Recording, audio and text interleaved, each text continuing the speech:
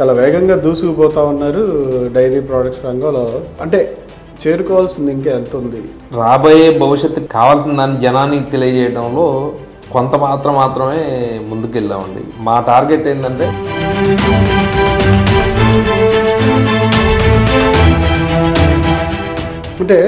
దీంట్లో చాలా కష్టాలు ఉన్నాయి. ఆకర్షించడం ఒక ఎత్తు అయితే దాని కంటిన్యూటీగా అదే క్వాలిటీ మెయింటైన్ చేస్తా పబ్లిక్లో కూడా సేల్స్ కూడా పెంచుకోవడం అనేది చాలా ఇంపార్టెంట్. కానీ ఆ విషయంలో మీరేమైనా ఒడిదుడుకులు ఫేస్ చేశారా? ఒడిదుడుకులు అనేది ప్రతి వ్యవస్థలో ఉంటాయండి. ఒడిదుడుకులు లేని వ్యవస్థ ఏమి ఉండదు. కాకపోతే కస్టమరు ఇష్టపడిన వస్తువు ఏది ఉండదు, అందుబాటే ముఖ్యం.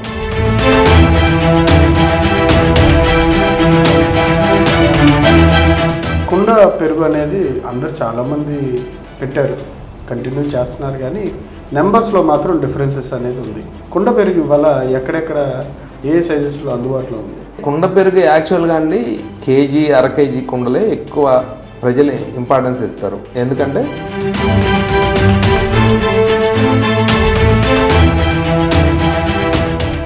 కార్పొరేట్ కంపెనీస్ అన్నీ half KG packet, 100 ml packet, 200 ml packet ఇట్లా వచ్చేస్తాయి.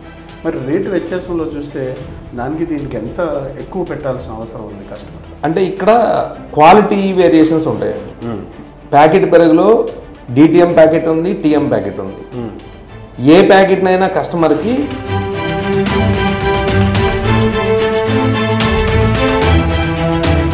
కుండ పెరుగుకి సంబంధించి ఏం క్వాలిటీస్ ఉన్నాయి? గడ్డగానే ఉంటుందా, లేదంటే ఇక్కడ ఉన్నంత వరకు ఇట్లా ఉండి, లేదా దారిలో ఏమైనా చితుకులు అయిపోవడం, లేదంటే పడిపోవడం అట్లాంటిది ఏమన్నా? కుండ పెరుగు అనేది ఎక్కడా కూడా చిన్న చేంజ్ కూడా ఉండదు, కదలటం కానీ అట్లా ఏమి ఉండదు. ఎందుకు ఉండదు అంటే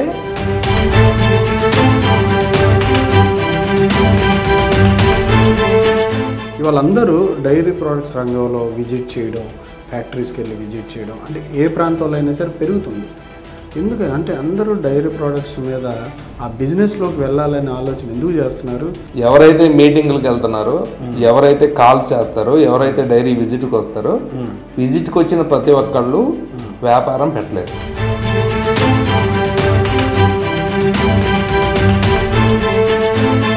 అంటే ఇవి కార్పొరేట్ కంపెనీస్, పెద్ద పెద్ద లక్షల్లో సామర్థ్యం ఉన్న కార్పొరేట్ కంపెనీస్ని పెట్టుకొని వీటిని రన్ చేయడం అనేది ఎంతవరకు సాధ్యం? కార్పొరేట్ కంపెనీ ఏం చేసింది, 3 నెలలకు ఒకసారి షేర్ మార్కెట్కో లేకపోతే ఇన్వెస్టర్స్కో వాళ్ళకి సబ్మిట్ చేయాల్సిన బ్యాలెన్స్ షీట్లో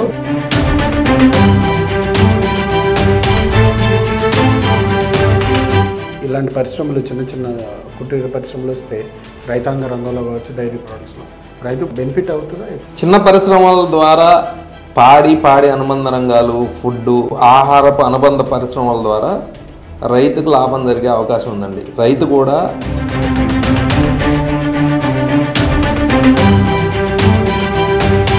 మీకు రతన్ టాటా గారితో కానీ టీసీఎస్తో కానీ ఎక్కడ సంబంధాలు లేదు, కానీ మీరు రతన్ టాటా గారి ఫోటో మీ ఆఫీస్లో పెట్టుకున్నారు. కారణం ఏంటి? రతన్ టాటా గారి లాగా బతకడానికి మనకు అర్హత ఉండాలి. ఆయన్ని మనం అనుసరించాలి. ఆయన ఏదైతే చేశాడో ఈ సమాజం కోసం,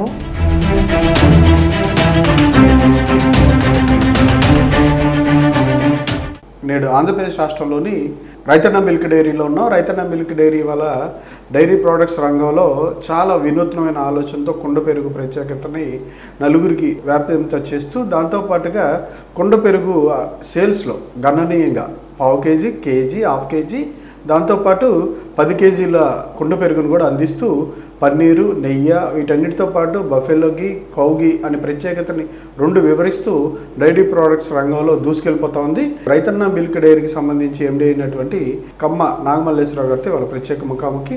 నమస్కారం సార్. నమస్తే అండి సార్, ఎలా ఉన్నారు? చాలా బాగున్నారా? బాగున్నాను. చాలా వేగంగా దూసుకుపోతా ఉన్నారు డైరీ ప్రోడక్ట్స్ రంగంలో. అంటే చేరుకోవాల్సింది ఇంకా ఎంత ఉంది? ప్రస్తుతానికి ఎంత రీచ్ అయ్యారు? ఇంకా ఇన్ఫ్లుయెన్స్ చేయడంలో ప్రధానంగా రాబోయే భవిష్యత్తుకి కావాల్సిన దాన్ని జనానికి తెలియజేయడంలో కొంత మాత్రమే ముందుకెళ్ళామండి. ఇంకా చేయాల్సింది చాలా ఉంది. మా టార్గెట్ ఏంటంటే మేము వ్యాపారం చేయటం కాదు, మాలాంటి వాళ్ళని ఒక 1000 మందిని తయారు చేయడం టార్గెట్గా పెట్టుకొని పనిచేస్తున్నాం. ఎందుకు అంటే ప్రస్తుతం ఉన్న సమాజంలో ఉండే ఆహారపు అలవాట్లలో ఆహారపు విధానాలు ఏమైతే ఉన్నాయో ఆ విధానాలలో మార్పు తీసుకురావాలి. మార్పు అంటే ఏంటంటే ఇప్పుడు కార్పొరేట్ పరంగా వెళ్ళిపోతుంది సమాజం అంతా. అంటే బాగా హైప్ క్రియేట్ చేసుకొని ఎవరైతే పబ్లిసిటీ చేసుకుంటారో వాళ్ళకి వెళ్ళిపోతుంది. ఇవాళ యూత్కి పని లేదు, తర్వాత ఎటు వెళ్ళాలో అర్థం కాని పరిస్థితి. దీన్ని ఏంటంటే ఒక చిన్న చిన్న వ్యవస్థలుగా తయారు చేయడం ద్వారా ఈ రాష్ట్రంలో పాలు, పాల పదార్థాలు, ఫుడ్డు సంబంధించిన సోర్సు ఏదైతే అవసరం ఉందో అవసరం చాలా ఉంది. ఆ అవసరానికి తగ్గట్టుగా మనం ఒక అందరికీ ఆమోదయోగ్యమైన ఒక విధానాన్ని తయారు చేయాలి. కాబట్టి ఆ విధానంలో మేము పనిచేస్తా, మాతో పాటు అందరికి ఉపయోగపడే విధంగా దీన్ని క్రియేట్ చేసి ముందుకెళ్తున్నాం. అంటే దీంట్లో చాలా కష్టాలు ఉంటాయి. ఒక ప్రోడక్ట్ని తయారు చేసి అతి ఖర్చుతో కూడుకుని వ్యయ ప్రయాసాలు కోర్చి చేయడం ద్వారా ఆకర్షించడం ఒక ఎత్తు అయితే, దాని కంటిన్యూటీగా అదే క్వాలిటీ మెయింటైన్ చేస్తా పబ్లిక్లో కూడా సేల్స్ కూడా పెంచుకోవడం అనేది చాలా ఇంపార్టెంట్. కానీ ఆ విషయంలో మీరేమైనా ఒడిదుడుకులు ఫేస్ చేశారా? ఇప్పుడు ఎట్లా ఉన్నాయి? అంటే ఒడిదుడుకులు అనేది ప్రతి వ్యవస్థలో ఉంటాయండి. ఒడిదుడుకులు లేని వ్యవస్థ ఏమి ఉండదు. కాకపోతే కస్టమరు ఇష్టపడిన వస్తువు ఏది ఉండదు, అందుబాటే ముఖ్యం. ఎంతవరకు అందుబాటు కల్పిస్తున్నాం అనేది ముఖ్యం. ఇప్పుడు హైదరాబాద్లో చాలామంది కుండ పెరుగు పెట్టాలని కోరిక ఉంటుంది, కానీ కుండల ప్రాబ్లం, ఎక్కడ తయారు చేస్తారో తెలియదు, సెర్చ్ చేసే ఓపిక లేదు. ఇప్పుడు ఒక పక్క వ్యవస్థలో కుల వృత్తులు నశించిపోతున్నాయి, కుల వృత్తులు లేవు, కుండలు తయారు చేసేవాళ్ళు లేరు. ఈ కుండ హైదరాబాద్లో కొనాలంటే 250 రూపాయలండి. ఎందుకు అంటే వాడేవాళ్ళు ఉన్నా చేసేవాళ్ళు లేరు. ఆ చేసే వాళ్ళని ముందు మనం తెర మీదకి తీసుకురావాలి. మేము చేస్తున్న పని ఏంటంటే, మేము పడుతున్న కష్టం ఏంటంటే, మా వెనకమాల వాళ్ళ కష్టం లేకుండా మేము దీన్ని 150 రూపాయలకు కొన్నాం స్టార్టింగ్, ఇప్పుడు ఒక 90 రూపాయలకు తీసుకొచ్చాం. ఇది ఆ కుండ వరకు మాత్రం, కుండ వరకు, ఖాళీ కుండని. అంటే దీని మీద ఎందుకు ప్రాక్టీస్ అంటే, దీని రేట్ ఎంత తగ్గితే కస్టమర్కి అంత సౌలభ్యంగా మనం ఇవ్వగలం. కుండ ధర అంటే తగ్గించడానికి ఎందుకు ప్రయత్నం చేశారు? డిమాండ్ పెరిగితే సప్లై విషయంలో రేటు తగ్గిద్దానా? జనరల్గా ఎలా ఉంటుందంటే అండి, కస్టమర్ ఆలోచన అంతా కూడా చౌకగా రావాలనే కోరుకుంటుంది. కానీ కాస్ట్లీ ప్రోడక్ట్ తినాలి, క్వాలిటీ ప్రోడక్ట్ తినాలి, తక్కువకు రావాలి. తక్కువకు రావాలంటే నేను ఈ కుండని 45 రూపాయలు పెట్టి ఖాళీ కుండ కొనాలి, 100 రూపాయలు పాలు, చిన్నది 45 రూపాయలు పెట్టి ఖాళీ కుండ కొని 100 రూపాయల పాలను దాంట్లో తోడుపెట్టి 80 రూపాయలు రైతు దగ్గర నుంచి కొన్నా కానీ ఈరోజు 60-70 రూపాయలు. అదే హైదరాబాద్ సిటీలో అయితే 100 రూపాయలు అమ్ముతున్నారండి. ఏ డైరీ ఫామ్ దగ్గరికి వెళ్ళినా 100 రూపాయలు 90 రూపాయలు రేటు పాలు అమ్ముతున్నారు. అంటే ఇది హైదరాబాద్ సిటీ వరకేనండి, హైదరాబాద్ సిటీలో చేసే వాళ్ళకి మాత్రమే. అప్పుడు ఏమవుతుంది, 90 రూపాయల పాలు 45 రూపాయలు కొండ వేసుకుంటే 135-140. మరి చేసినందుకు అతను చాకరీ లాభం 200 రూపాయలు. 200 రూపాయలకి దాన్ని కొనటం కష్టం.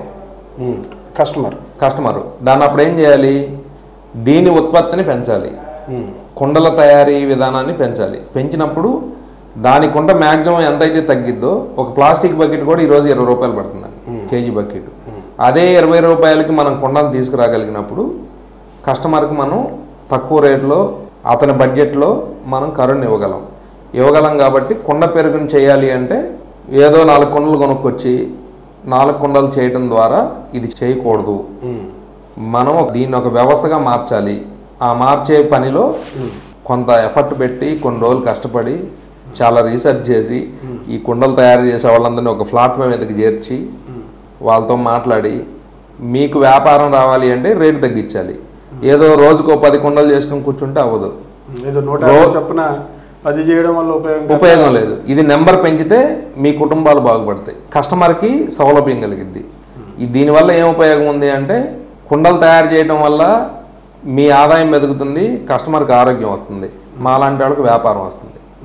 ఔత్సాహిక పారిశ్రామికవేత్తలు ఎవరైతే ఉన్నారో, ఎవరైతే వ్యాపారం లేక ఉద్యోగం లేక ఖాళీగా ఉండేవాళ్ళు ఒక చిన్న కుటీర పరిశ్రమలాగా తయారు చేసుకొని దీన్ని పట్టణానికి 10 మంది తయారు చేసుకుంటే ఒక ఇండస్ట్రీగా మారింది. దానివల్ల కొన్ని వందల కుటుంబాలు బతికే అవకాశం ఉంది. కాబట్టి దీని మీద కొన్ని 4 సంవత్సరాలు ఉంది. కుండ పెరుగు అనేది అందరు చాలామంది పెట్టారు, కంటిన్యూ చేస్తున్నారు, కానీ నెంబర్స్లో మాత్రం డిఫరెన్సెస్ అనేది ఉంది. ఈ కుండ సంబంధించి సైజెస్లో కూడా డిఫరెన్సెస్ తీసుకొచ్చారు కదా. కుండ పెరుగు వల్ల ఎక్కడెక్కడ ఏ సైజెస్లో అందుబాటులో ఉంది? అంటే కుండ పెరుగు యాక్చువల్గా అండి కేజీ, అర కేజీ కుండలే ఎక్కువ ప్రజలు ఇంపార్టెన్స్ ఇస్తారు. ఎందుకంటే ఒక కస్టమరు ఇంటికి వెళ్తా 1 కేజీ అయితే ఈజీగా తీసుకెళ్తాడు. ఒక 5 కేజీలు తీసుకెళ్ళాలి అంటే అది ఒక ఫంక్షన్ మోడకే పనికి వచ్చింది. 5 కేజీలు కుండ తీసుకెళ్ళి ఫ్రిడ్జ్లో పెట్టుకొని నిలవన్న పెరుగుని తినాలని అనుకోవట్లే కస్టమర్. నిలవన్న పెరుగుని తినాలంటే బకెట్ పెరిగే తినొచ్చు, దానికి కుండని తీసుకెళ్లాలని పనే ఉంది. అందుకని ఫ్రెష్గా వేసుకొని తీసుకెళ్ళాలి అని. కానీ దీంట్లో రావాల్సిన మార్పు ఏంటంటే చాలామంది కుండ పెరుగు తోడేస్తారు, కుండని రీయూజ్ చేస్తారు. కుండని రేటు పడుతుంది, కస్టమర్ భరాయించలేడు, ఆ ఎక్కువ ఏదైతే మన మార్జిన్ తగ్గించుకోవాల్సి వచ్చిందని కుండ పెరుగుని తీసుకెళ్ళి కవర్లు వేస్తున్నారు. ఇప్పుడు ఒక కస్టమర్, మీరున్నారు హైదరాబాద్లో, మీరు హైదరాబాద్లో ఉండి ఇంటికి వెళ్తా మీ ఇంట్లో మీ మిస్సెస్ చెప్పిందని 1 కేజీ పెరుగు తీసుకెళ్తారు. అబ్బాయి 1 కేజీ కుండ పెరుగు ఏంగానే కవర్లో వేస్తాడు. అది తీసుకెళ్ళి మీ కార్ డాష్ బోర్డ్ మీద పెడతారు. ఆడికి వెళ్ళేటప్పటికి అదేమైంది, మజ్జిగ అయింది, కుండ పెరుగు అవ్వదు. ఈ కుండని యాస్టీజ్గా మనం తీసుకెళ్ళగలిగినప్పుడు ఇది అటు ఇటు బ్రేక్ అవ్వడానికి కానీ కదిలిపోవడానికి కానీ అవకాశం లేదు. లేనప్పుడు మీ ఇంట్లో మీ ఫ్యామిలీతో అది తిన్నప్పుడు కలిగే ఫీల్ వేరు, డబ్బు కాదు ఇక్కడ. ఇప్పుడు ప్యాకెట్లు వచ్చేసినాయి, ప్యాకెట్లు పెద్ద పెద్ద కార్పొరేట్ కంపెనీస్ అన్నీ 1/2 KG packet, 100 ml packet, 200 ml packet ఇట్లా వచ్చేస్తున్నాయి. మరి రేటు వ్యత్యాసంలో చూస్తే దానికి దీనికి ఎంత ఎక్కువ పెట్టాల్సిన అవసరం ఉంది కస్టమర్? అంటే ఇక్కడ క్వాలిటీ వేరియేషన్స్ ఉంటాయండి. ప్యాకెట్ పెరుగులో డిటిఎం ప్యాకెట్ ఉంది, టిఎం ప్యాకెట్ ఉంది. ఏ ప్యాకెట్నైనా కస్టమర్కి 70 నుంచి 100 రూపాయల దాకా అమ్ముతున్నాం. 1 కేజీ ప్యాకెట్ని 70 నుంచి 100 రూపాయలు. మేము కుండలో ఏం చేస్తున్నాం, 6% ఫ్యాట్ వేస్తున్నాం. 6% ఫ్యాట్ వేయకపోతే దాంట్లో టేస్ట్ తెలియదు, రుచి రాదు, గట్టిగా ఉండదు. మేము 6% ఫ్యాట్ వేస్తున్నాం. 6% ఫ్యాట్ వేసి 120 రూపీస్కి మేము కేజీ కుండని కస్టమర్కి ఇస్తున్నాం. దానికి దీనికి వేరియేషన్ ఏంటి అంటే మేము ఆరోగ్యాన్ని ఇస్తున్నాం, క్వాలిటీ ఇస్తున్నాం, పైవచ్చు మీకు కొత్తదనాన్ని ఇస్తున్నాం. ఈ మూడింటి మీద వేసి అవుతుంది. కంపెనీలు ఉంటాయి, వాళ్ళు ఎవరి విధానం. మా దగ్గర కూడా ప్లాస్టిక్ బకెట్లు ఉన్నాయి. బేర్ చేయని లేని కస్టమరు ఇప్పుడు ఏదో గుడి ఫంక్షన్ ఉంది, గుడి ఫంక్షన్ కుండ పెరుగుతో పెట్టాలంటే అది జనం డొనేషన్స్ మీద నడిచేది పెట్టరు.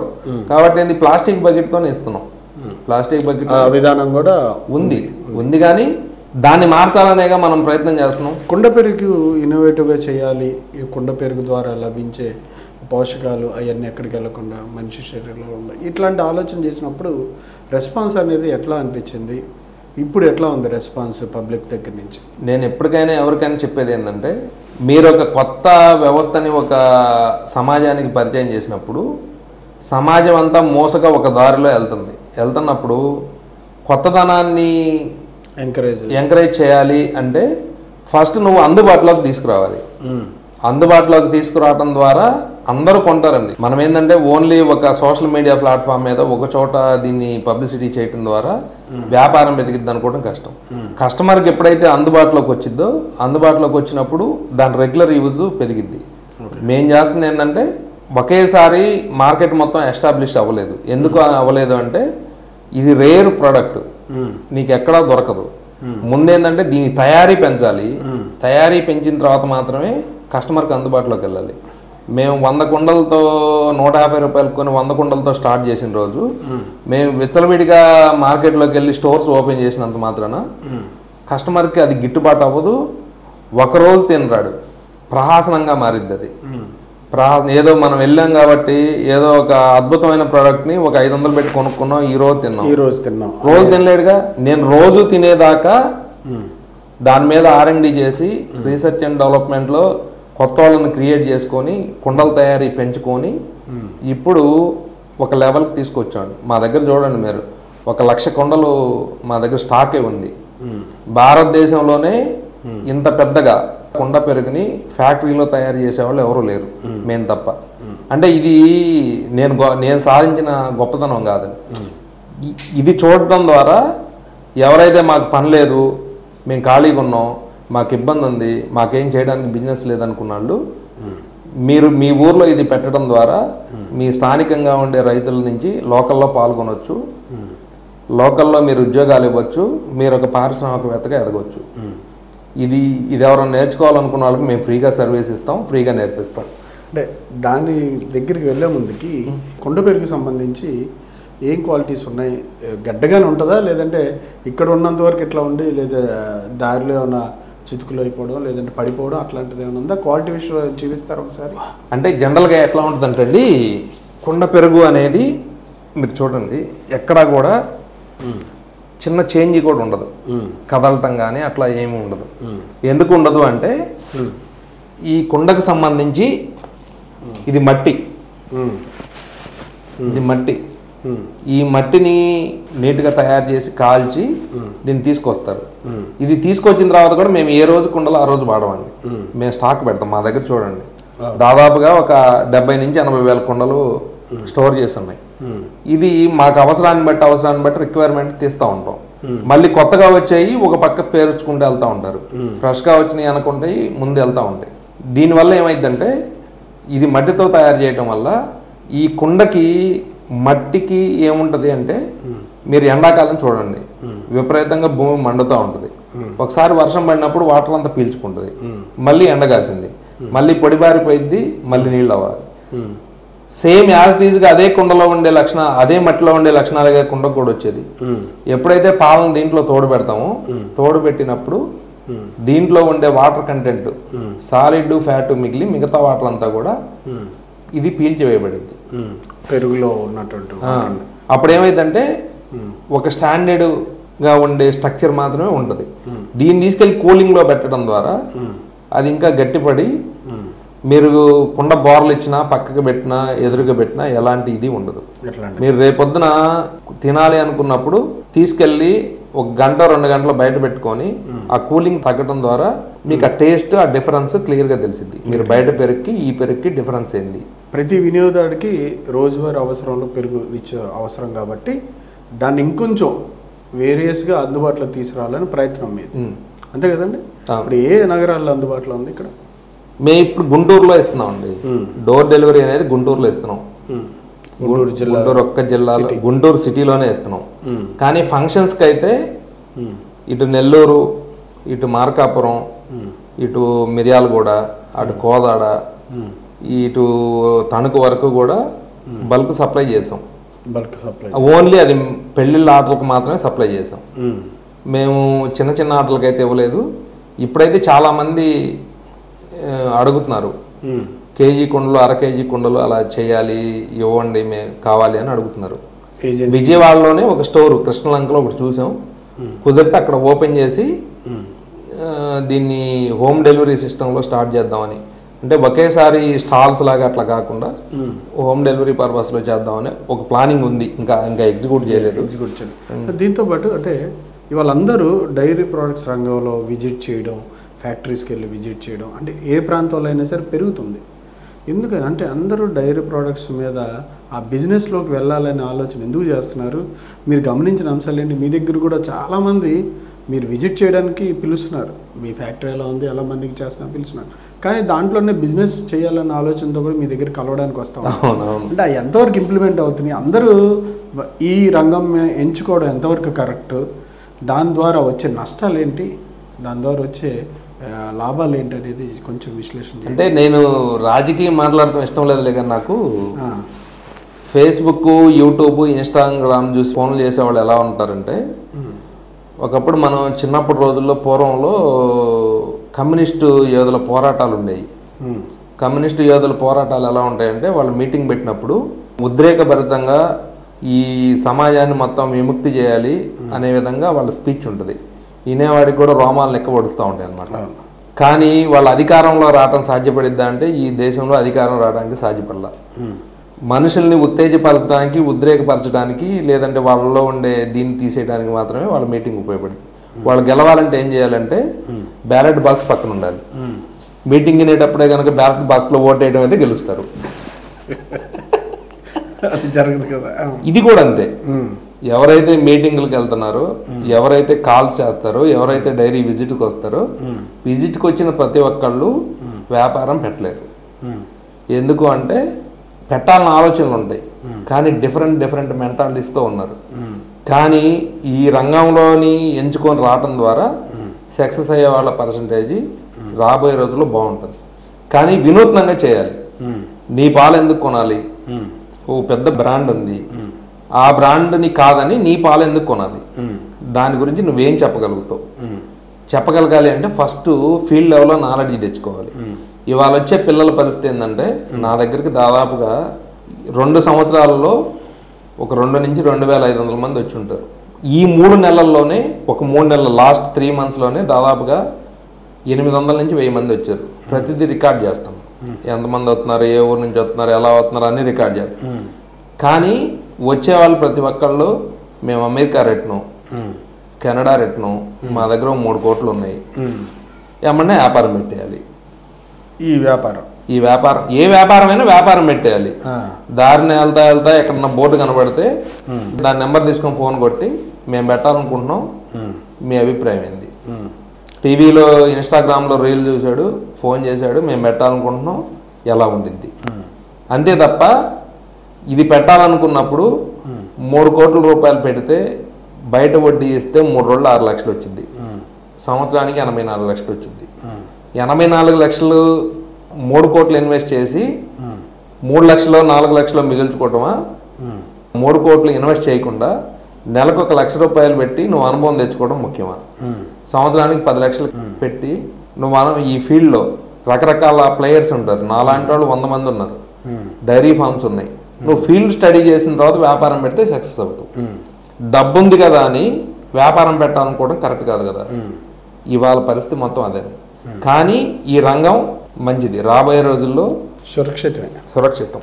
అంటే ఈ కార్పొరేట్ కంపెనీస్ పెద్ద పెద్ద లక్షల్లో ఉండే వ్యాపారం, అంటే లీటర్స్లో లక్షల లీటర్లో 10 లక్షలు 15 లక్షలు లీటర్ల సామర్థ్యం ఉన్న కార్పొరేట్ కంపెనీస్ని తట్టుకొని వీటిని రన్ చేయడం అనేది ఎంతవరకు సాధ్యం?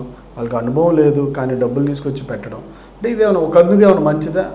అంటే ఒకటండి, కార్పొరేట్ కంపెనీ ఏం చేసింది, 3 నెలలకు ఒకసారి ఏదైతే షేర్ మార్కెట్కో లేకపోతే ఇన్వెస్టర్స్కో వాళ్ళకి సబ్మిట్ చేయాల్సిన బ్యాలెన్స్ షీట్లో గ్రోత్ రేట్ చూపించాలి. ఒక వ్యవస్థలో ఒక మనిషి పెడితే గ్రోత్ రేట్ అవసరం లేదు, చిన్నగా ఎదిగినా చాలు, అతని కుటుంబానికి ఖర్చులు వస్తే చాలు, అతని చుట్టూ ఉండే వాళ్ళకి జీతాలు ఇస్తే చాలు. దానివల్ల ఏం జరిగిద్దంటే గ్రోత్ రేట్ చూసేవాడు 3 మంత్స్కి బ్యాలెన్స్ షీట్ని చెక్ చేసుకునేవాడు, ఎక్కడ తగ్గించాలి, ఎక్కడ పెంచాలి, ఎలా ముందుకెళ్ళాలి. ఒకవేళ మనకు లాభం రాకపోతే ఒక 2 పాయింట్లు ఫ్యాట్ కట్ చేసైనా జనానికి ఇవ్వాలి, అది నిరంతరం ఉండిద్ది. కానీ పైకి వచ్చేటప్పటికి అలా అనుకోకపోవచ్చు జనం. కానీ గ్రోత్ రేట్ ఎక్కడి నుంచి వచ్చింది? కస్టమర్ సేల్ అన్నా పెంచాలి, లేదా చౌకగా వచ్చే దగ్గర కొనాలి. చౌకగా వచ్చే దగ్గర కొనటం అంటే ఏందండి, చౌకగా వచ్చే దగ్గర కొనటం అంటే ఇక్కడ రేటు తక్కువ ఉన్నప్పుడు వేరే చోటుకి వెళ్తాం. ఎప్పుడైతే ఇక్కడ ఉన్న కస్టమర్ ప్లేయర్ని వదిలేశాడు అనుకో, వదిలేసినప్పుడు ఈయన నష్టపోతాడుగా. కానీ చిన్న వ్యవస్థలు నడిపే వాళ్ళ ద్వారా ఇలాంటి ప్రమాదం ఈ దేశానికి ఉండదు.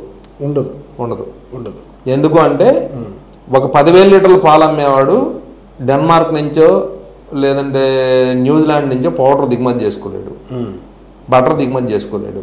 కానీ 15 లక్షల లీటర్లు కొట్టే పాల కంపెనీ ఏం చేసింది, అతని ఇన్వెస్టర్కి సమాధానం చెప్పాలి. అతను తప్పు చేయట్లా, అతను షేర్ మార్కెట్లో సమాధానం చెప్పాలి. లాభాల కోసమే కదా ఎవడైనా వ్యాపారం చేస్తాడు. ఎక్కడ చౌక అవుతుందో అక్కడ వెళ్ళి కొనుక్కొచ్చి, అది తప్ప అంటే తప్పు కాదు, గవర్నమెంట్ ఆమోదించిన మెదడే. కానీ నష్టం ఎవరికి?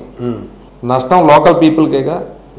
ఇక్కడ పని లేదు, వ్యవస్థలో పని లేదు, ఖాళీగా తిరుగుతున్నాం. కొనుక్కునే వాళ్ళే తప్ప తయారు చేసేవాళ్ళు లేరు. స్మాల్ ఎంటర్ప్రైనర్స్ మొత్తం పెద్ద కంపెనీల దాటికి ధ్వంసమై చచ్చిపోయారు.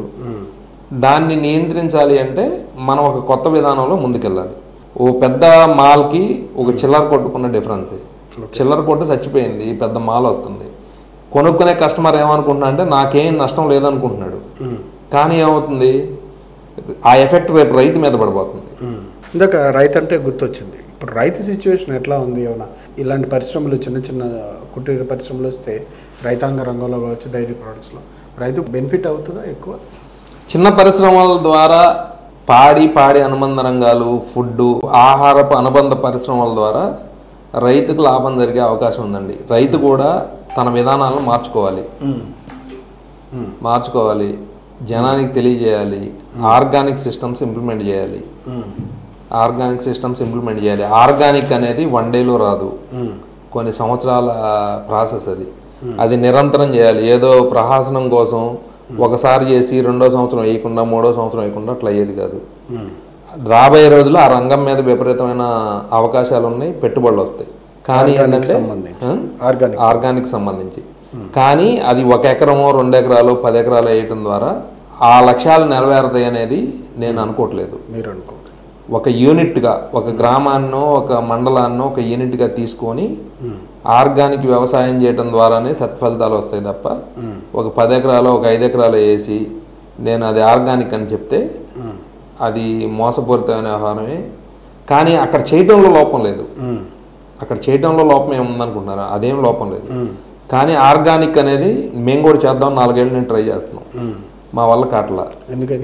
ఎందుకు అంటే మా పక్కన వాళ్ళు పురుగు మందులు వేస్తున్నారు, మా వెనకమాల వాళ్ళు యూరియా డిఏపి చల్లుతున్నారు పొలంలో. వర్షం పడంగానే ఆ నీళ్ళన్నీ మా పొలంలోకి వస్తున్నాయి, మేము గోడ కట్టలేము. అలాంటి దాన్ని ఆర్గానిక్ అని చెప్పలేము, వాస్తవం కదా ఇది 100%. కానీ మార్కెట్లో ఏం జరుగుతుంది, సీసా మీద లేబుల్ వేస్తున్నాడు ఆర్గానిక్ అని రేటు తీసుకుంటున్నాడు. కొనే కస్టమర్కి కూడా అవేర్నెస్ అవసరం లేదు, లేబుల్ ఉంటే చాలు. అవేర్నెస్ లేకుండానే మోసపోతాం అన్న. అంటే ఇప్పుడు అక్కడ ఒక సందిగ్ధం ఉంటుంది, మేము కష్టపడి చేద్దండి ఇలాంటి స్టేట్మెంట్లు కరెక్ట్ కాదు కదా అనుకుంటారు. కష్టపడి చేయడం వేరు, నిజంగా రియాలిటీలో జరిగేది వేరు. రియాలిటీలో అది జరగట్లేదు. ఎందుకు అంటే నేను మాట్లాడేదానికి నా దగ్గర ఆధారాలు ఉన్నాయి. నేను 10 ఎకరాలని 4 సంవత్సరాల నుంచి పచ్చి రొట్ట ఎరువుతోటి కల్టివేషన్ చేద్దాం ప్రయత్నం చేస్తున్నాం. 4 సంవత్సరాల నుంచి ఇప్పటి వరకు కూడా వానపాములు రాలేదు. ఇప్పటి వరకు మీరు చెప్పిన ఈ శాస్త్రవేత్తలు చెప్పే ఘనజీవ ద్రవద జీవాంతం ఆవు పేడ అన్నీ వేస్తాం, కానీ ఎందుకు రాదు అంటే నీకు పక్కన నుంచి వచ్చే నీళ్ళన్నీ కూడా కెమికలైజ్డ్ అయినప్పుడు రసాయన వ్యర్థాలు అయినప్పుడు నీకు ఆ నీళ్ళే కదా కింద వాడికి పారుతుంది. అది ఎలా ఉండాలి అంటే ఒక యూనిట్గా జరగాలి. ఇందాక నేను చెప్పినట్టుగా ఒక గ్రామం కానీ ఒక మండలం కానీ మొత్తం ఒక గ్రామాన్నన్నా తీసుకోవాలి. మండలానికి సాధ్యపడకపోతే ఒక 500 ఎకరాలు ఉన్న ఒక గ్రామాన్ని తీసుకొని ఆ గ్రామంలో మొత్తం ఆర్గానిక్ సిస్టమ్ ఇంప్లిమెంట్ చేసినప్పుడే, అది కూడా 1 సంవత్సరం 2 సంవత్సరాలు కాదు, ఒక 2-3 సంవత్సరాలు రెగ్యులర్గా చేసుకుంటూ వస్తే సెట్ అయింది. 5వ పంట 6వ పంట పూర్తిగా ఆర్గానిక్గా మారింది, ఫుడ్గా మారింది. అంత ఓపిక ఇప్పుడు మామూలు చేసే వ్యవసాయానికి గిట్టుబాటుగా కల్లాడుతున్నారు. దీని మీద విపరీతమైన ప్రోత్సాహాలు ఇవ్వాల్సిన అవసరం గవర్నమెంట్ కూడా ఉంది. ఇవన్నీ చేయాలి. వీటితో పాటు మీరు ప్రోడక్ట్స్కి సంబంధించి రైతుల దగ్గర నుంచి నేరుగా సేకరిస్తారా, లేదంటే మీరు ట్యాంకర్స్ నుంచి ఎలా చేస్తారా? లేదండి, మా సొంత చిల్లింగ్ సెంటర్ నుంచే చేస్తాం. మేము రైతు నుంచి డైరెక్ట్గా సేకరిస్తాం. అంటే మా విధానం వల్ల ఒకటేనండి, మేము చేసే ప్రతి పనిని అనుబంధ రంగాల ద్వారానే చేయాలి. డబ్బుంది కదా అని డైరీ ఫామ్ నేనే పెట్టి, డైరీ నేనే కట్టి, మిషనరీ నేనే పెట్టి, తర్వాత ట్యాంకర్లు నేనే తిప్పి, మనుషులను కూడా నేనే సొంతగా ఎక్కడన్నా తీసుకొచ్చి, ఇలాంటి విధానం కాదు. ఒక పరిశ్రమ పెట్టినప్పుడు ఆ పరిశ్రమకు సంబంధించిన అనుబంధ రంగాల్లో దానికి ఎంతవరకు అయితే రిక్వైర్మెంట్ ఉందో అంతమందిని మనం బయట నుంచి తెచ్చి వాళ్ళ కుటుంబాలకు కూడా ఉపాధి కల్పించాలనే ఆలోచనతోనే మనం దీని మీద ముందుకెళ్తున్నాం. కౌగి బఫెలోగి వీటికి సంబంధించి ఎట్లాంటి జాగ్రత్తలు తీసుకుంటున్నారు? 2 వేరియేషన్స్ ఏంటి? అంటే కౌగిలో 2 రకాలు ఉంటాయి, ఒకటి దేశవాళీ, ఒకటి హైబ్రిడ్. హైబ్రిడ్ అంటే సంకర జాతి ఆవులకు సంబంధించి కౌగి ఉంటుంది. మామూలు ఆవుల్లో ఉంటుంది, గేదె ఉంది ఒకే రకం. ఇంకా సంకర జాతి లేదంటే నాటు, ఒకప్పుడు నాటు ఉండేది, ఇప్పుడు నాటు గేదె లేదు. దేశవాళీ ముర్రా జాతి గేదెలు మాత్రమే ఉన్నాయి. ముర్రా జాతిలో కూడా 2-3 రకాల వేరియంట్స్ ఉన్నాయి. కాబట్టి గేదె నెయ్యిలో వేరియంట్స్ లేవు, బఫ్లో గీ ఒకటే ఉంది. కౌగిలో 2 రకాల గీ ఉంది, ఒకటి దేశవాళీ, ఒకటి హైబ్రిడ్ సంకర జాతి. ఈ 2 రకాల గీలు ఉన్నాయి. ఒక జస్ట్ ఎంక్వైరీ కోసం ఒక విలేజ్కి వెళ్ళండి, ఎన్ని నాటు ఆవులు ఉన్నాయి ఆ ఊర్లో. హెచ్ఎఫ్, జెర్సీ ఇలాంటి ఆవులు ఉంటాయి. నాటు ఆవులు ఎన్ని ఉన్నాయి? నాటు ఆవులు ఎన్ని ఉన్నాయంటే నాటు ఆవు ఒక్కటి కూడా ఉండదు. ఉన్నా దానికి పుట్టిన దూడకి కోడిదోడి పుట్టిందని దానికి వదిలేస్తారు పాలు. కానీ ఈ దేశంలో దేశీ ఆవు పేరుతోటి ఎంత నెయ్యి అమ్ముడవుతుంది, దాని రేట్ ఎంత? నేను ఇక్కడ క్వాలిటీ గురించి, టేస్ట్ గురించి, వీటి గురించి మాట్లాడతలా. గేదె నెయ్యితో పాటు సమానంగా ఆవు నెయ్యి అమ్మాలి. అది మామూలుగా నాటు ఆవు నెయ్యి కాదు. కొంతమంది ఏం చేస్తున్నారంటే బ్రాండ్ వేసి నాటు ఆవు నెయ్యి పేరుతోనే దీన్ని అమ్ముతున్నారు రేట్ ఎక్కువ కోసం. బ్రాండ్ వేసి కానీ అది మామూలు నార్మల్ కౌకి అసలు నాటావులు ఎన్ని ఉన్నాయి ఈ దేశంలో, ఇదంతా తెలుసుకోవాలి. కొనండి. ఇందాక మీరు అడిగిన క్వశ్చన్కి సమాధానం ఇదే. మీరు విజిట్ ఎందుకు చేయాలి అంటే మీరు కొనే ఆహారం, చెప్పే మాటలకి మార్కెటింగ్ చేసే విధానానికి ఎంతవరకు రెండు కనెక్టివిటీ. ఇప్పుడు ఆర్గానిక్ వ్యవసాయం చేస్తున్నారంటే షోరూంలో పెట్టి ఆర్గానిక్ వ్యవసాయం చేస్తే దాని మూలాలు ఎక్కడ ఉన్నాయి, మీరు ఎందుకు వెళ్ళరు? మీరు వెళ్ళి చూడాలి కదా. మీరు ఆరోగ్యం కోసం కొన్ని లక్షల రూపాయలు ఖర్చు పెట్టేటప్పుడు మీరు అసలు ఆర్గానిక్ వ్యవసాయం ఎలా చేస్తున్నాడు, ఆర్గానిక్ వ్యవసాయం ఒక మనిషి చేయడానికి సాధ్యపడిద్దా? ఒక సమూహం కలిసి చేస్తేనే సాధ్యపడిద్ది. కొంతమంది రైతులను అడాప్ట్ చేసుకోవాలి, వాళ్ళకి పంటల విధానాన్ని నేర్పాలి, వాళ్ళకు గైడెన్స్ ఇవ్వాలి, ఎప్పుడు నిరంతరం మనం పర్యవేక్షించాలి. ఒకసారి ఒక రోజుతో అయ్యేది కాదు, ఒక వ్యవస్థను క్రియేట్ చేయాలి. అది ఒక సంవత్సరాల పని. కానీ ఏం చేస్తున్నాం, కొట్టు పెడుతున్నాడు, బోర్డు పెడుతున్నాడు, ఆర్గానిక్ అంటున్నాడు, అమ్మేస్తున్నాడు. తినే వాళ్ళకి కూడా పూర్తి స్థాయి అవసరం లేదు. నేమ్ ఉండి వాళ్ళ సాటిస్ఫాక్షన్ అంతే. నేము బ్రాండ్ ఫీల్ అయితే చాలు. వాళ్ళు బ్రాండ్ ఫీల్ అయితే వాళ్ళకి నచ్చితే, కలర్ఫుల్ గా లోగో ఉంటే, కలర్ఫుల్ గా నచ్చితే ఏమి చూడాల్సిన పని లేదు, వాళ్ళ వరకు సరిపోతుంది. Sir buffalo milk, cow milk ఇట్లాంటి బఫెల్లో విషయంలో కొంతవరకు మీరు మ్యాక్సిమం అవేర్నెస్, కొంత విప్లవం కూడా తీసుకొచ్చారు. కొంతమంది బఫెల్లో మిల్క్ అనే పెద్ద కార్పొరేట్ కంపెనీలు కూడా మీ మాటల తర్వాత ప్రత్యేకంగా వేయాల్సిన పరిస్థితి ఏంటి? ఈ విషయంలో ఏమైనా కొంతవరకు ఏమైనా బెటర్ ఆప్షన్ దొరికిందా బయట పబ్లిక్కి ఈ అవేర్నెస్తో? బఫెలో మిల్క్ అనేది కొంచెం ఎవల్యుయేషన్ వచ్చిందండి. అది కొంచెం సపరేట్గా అడుగుతున్నారు, తీసుకుంటున్నారు. ఇంకా రావాల్సిన అవసరం ఉంది, ఇంకా చాలా మారాలి. అంటే మనం చేయాల్సిందంటే ఒకటేనండి, మనం కంపెనీ నుంచి తీసుకోవడమా బయట నుంచి తీసుకోవడం అనే దానికి ఒకటే. రాబోయే రోజుల్లో సిటీలో ఉండే వాళ్ళ ఆలోచన విధానం కూడా మారాలి. మనం కంపెనీని, ఏ కంపెనీ అయినా ఒకటే, వాళ్ళు చెప్తారు వీళ్ళు చెప్తారు ఇట్లా మాట్లాడుకునే కంటే, ఒక అపార్ట్మెంటు ఒక రైతుని అడాప్ట్ చేసుకుంది అనుకోండి, ఒక రైతుని 5 ఎకరాల పొలం వేస్తాడు ఒక రైతు. మీరు పెట్టే పెట్టుబడిని 5 ఎకరాల రైతు మీద పెట్టుబడి పెడితే మీరు సంవత్సరానికి ఇంత బడ్జెట్ అయింది మీ ఫ్యామిలీకి. వేయటం ద్వారా ఇది కనుక అమలు చేస్తే వాళ్ళకి కావాల్సిన కూరగాయలు వస్తాయి, వాళ్ళకి కావాల్సిన కందిపప్పు వస్తాయి, వాళ్ళకి కావాల్సిన మినపప్పు వస్తాయి. ఒక సంవత్సరం పంట పండిస్తాడు రైతు, ఒక 10 గేదెలు పెడితే వాళ్ళ అపార్ట్మెంట్కి సరిపోయి పాలు వస్తాయి. నమ్మకం కోసం అయితే ఇలాగ చేయాలి. నమ్మకం కోసం డబ్బు ఖర్చు పెట్టడం అంటే అది వేరే విధానం, వేరే విధానం. అదైతే మాత్రం కొంతవరకు అవేర్నెస్ కానీ ఇది రావాలంటే ఒకటే ఇక్కడ జరుగుతుంది ఏంటంటే, ఇప్పుడు మేము ఒక కొత్త స్కీమ్ చేసాం. ఈ కుండను తీసుకెళ్ళి మేము ఏం చేయాలని అడుగుతున్నారు. అడిగిన వాళ్ళకి మేము వర్మీ కంపోస్ట్ ఇస్తున్నాం, కూరగాయ విత్తనాలు ఇస్తున్నాం. సిటీలో వాళ్ళకి మట్టి దొరకదు, డాబా మీద పెట్టుకొని వర్మీ కంపోస్ట్ పోసి 4 కర్రలు బాతే ఒక బేర విత్తనం, ఒక పొట్ల విత్తనం నాటితే వాళ్ళకి అల్లుకొని ఎంతో కొంత చెట్టు బెదికి కాయలు కాసే అవకాశం ఉంది. ఇది చేయగలడు మనిషి. ఇది అడుగుతున్నారు అంటే వాళ్ళు ఈ కుండ వేస్ట్ అయిపోయింది కదా అని అడిగిన వాళ్ళకి మేము చెప్తున్నాం ఇది ఇంప్లిమెంట్ అవుతుంది. ఇది ఇంతకుముందు ఎందుకు ఇంప్లిమెంట్ కాలేదు అంటే ఈ ఆలోచనే లేదా అసలు ఆ మనిషికి. పైపెచ్చు నా దగ్గర మట్టి లేదు కదా అనుకుంటాడు. అంటే అవకాశాలని మనం తీసుకొస్తే అవకాశాలను వినియోగించుకొని దాని ద్వారా లబ్ధి పొందడానికి అవకాశం ఉంది. ముందు ఈ ఆలోచనని మనం ఎగ్జిక్యూట్ చేయాలి. దాన్ని వాళ్ళు ప్రోత్సహించే విధంగా మళ్ళీ ఇది ఒక కొత్త ఆలోచన. అవును, జనరల్గా ప్రతి మనిషి మార్కెట్కి వెళ్ళేందుకు కూరగాయలు కొనుక్కోవాలి.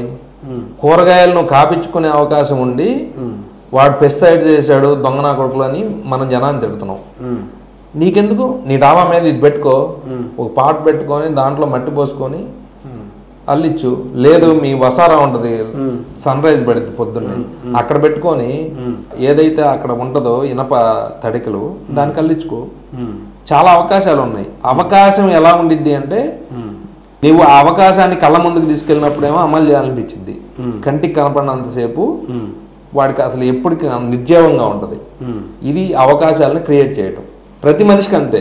ఆ ఆలోచన రావాలి, ఆలోచన కల్పించాలి ముందు మనిషికి. కల్పించినంత వరకు ఇప్పుడు మీరు అందుబాటులోకి రావాలి. ప్రతి అవకాశం వాళ్ళ కళ్ళ ముందుకు అందుబాటులోకి వచ్చినప్పుడు అతను ప్రయత్నం చేయడానికి ఎవరు చెడ్డోళ్ళు కాదండి. ఎవరి బిజీ వాళ్ళది, ఎవరి ఆలోచన వాళ్ళది. ఆ ఆలోచనని కొత్తగా మనం వాళ్ళకి ప్రజెంట్ చేయగలిగితే ఎవరైనా అమలు చేస్తారు. ఎవరైనా అమలు చేస్తారు. ఎక్కడైనా మీకు రతన్ టాటా గారితో కానీ టీసీఎస్తో కానీ ఎక్కడ సంబంధాలు లేవు, కానీ మీరు రతన్ టాటా గారి ఫోటో మీ ఆఫీస్లో పెట్టుకున్నారు. కారణం ఏంటి? ఆయన దగ్గర నుంచి స్ఫూర్తి పొందారా, లేకపోతే ఆయనలో మీరు చూసిన అంశాలే? అంటే ఒకటేనండి, రతన్ టాటా గారి ఫోటో ఎవరైనా పెట్టుకోవచ్చు.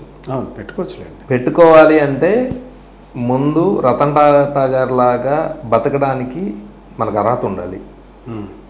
ఆయన్ని మనం అనుసరించాలి. ఆయన ఏదైతే చేశాడో ఈ సమాజం కోసం అది మనం చెయ్యాలనే తపన, అంటే మనకి ఇంతకు ముందు లేకపోయి ఉండొచ్చు, కానీ రేపు భవిష్యత్తులో ఆయనలాగా మనం సమాజం కోసమే పనిచేయాలి, సమాజానికి అనుగుణంగానే వెళ్ళాలి. డబ్బు సంపాదన కాదు ఇక్కడ.